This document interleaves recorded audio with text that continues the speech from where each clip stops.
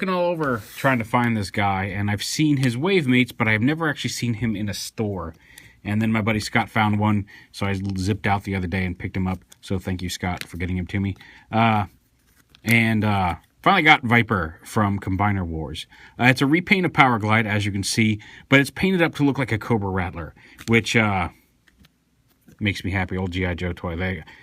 I always have had a special affinity for A-10s because my dad was in the Air Force, and when my dad didn't fly A-10s, the base we were stationed at when I was a kid had A-10s on base, and I always thought they looked cool.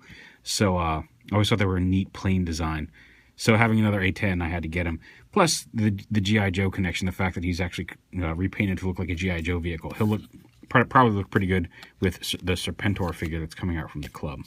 He comes with his instruction sheet and his little bio card with some cool art on it. But yeah, he's essentially the same as Power Glide. A few minor differences, and mostly the paint applications, and then also like he does have a remolded nose cone up here in alt mode. He's got a remolded face in robot mode as well.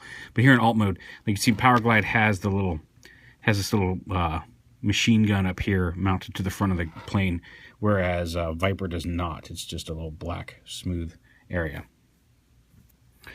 So yeah, also his legs hold together a little better in the rear than Power Glides do. I don't know if I got really lucky with Viper or just really bad luck with Power Glide. But whatever, I'm okay with it. He does, just like Power Glide, have a gun mode in that you can fold these down, push these thrusters up, and then fold his wings up into what will end up being the robot mode position. And peg them like that. And then you can have a combiner or any character that can hold 5mm weapons hold onto his landing gear as a post and use him as a gun. So he retained that feature from Power Glide. Not that anybody, I think, was surprised to see that happen.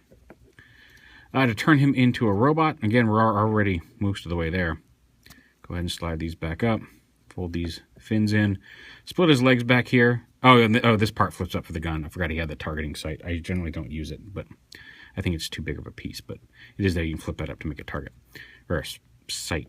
So yeah, lift this up. Split his feet. Fold his landing gear down like that. Then this whole canopy assembly lifts up and slides down into the body, collapses up, and then just the front part of this, and you might actually want to do this if the wings are already up. This part doesn't, but the top part of this canopy rotates around to reveal his face. And in robot mode, he's painted up to, and then unpeg his arms. Not that much. Okay, fine, you're both going to do it. Whatever.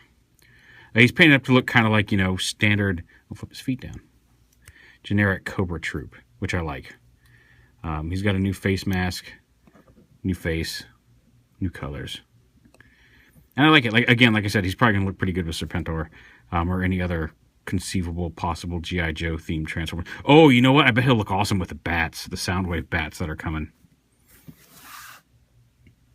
So yeah. And he retains all the same posability as Power Glide. That, nothing new here. He's got, his head rotates from side to side a little bit. He's got the ball-jointed shoulders, if they stay together. Hinge elbows, ball-jointed hips, ball-joint knees, and some movement in his feet as well. So in all, he's a pretty solid little bot. I like his colors. I like his deco. I like that he's an A10. I like that he's a Rattler. He also has on both his wing over here and on his chest, he has the combined Cobra Decepticon logo that we've seen in a couple of... We've seen previously. I can't remember where it originated. I don't remember if it originated in one of the TF versus G.I. Joe. Well, I'm sure it was one of those stories, but I can't remember if it was one of the World War II era ones or if it was the modern one or what, but we have seen that before on official stuff.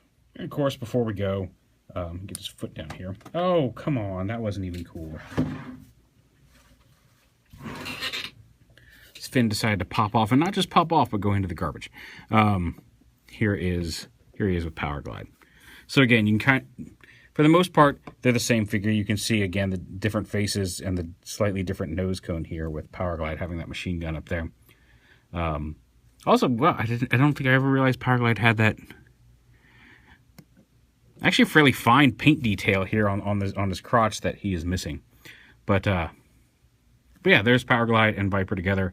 Both, whichever version of this figure you get, I think they're both solid toys. But I gotta say, as much as I love Powerglide, I might be leaning towards Viper between the two. Maybe it's just because his legs stay together in jet mode. Who knows?